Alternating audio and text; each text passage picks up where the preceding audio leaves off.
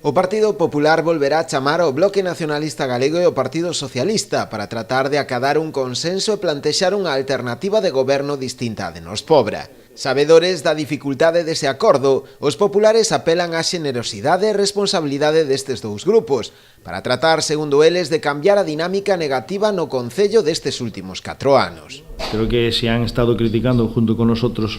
toda la gestión y estos 4 años de gobierno de Nos Pobra, lo que no pueden ahora es quedarse de brazos cruzados y plantearse, o al menos lo entendemos nosotros así, quedarse sin plantear una alternativa. Por eso nosotros volvemos a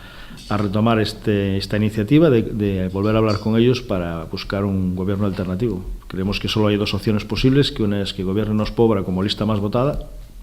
y otra es buscar una alternativa. Nuestra responsabilidad es buscarla, seguir buscando puntos de encuentro y tender puentes con estas formaciones políticas para, desde la generosidad y sobre todo desde la responsabilidad,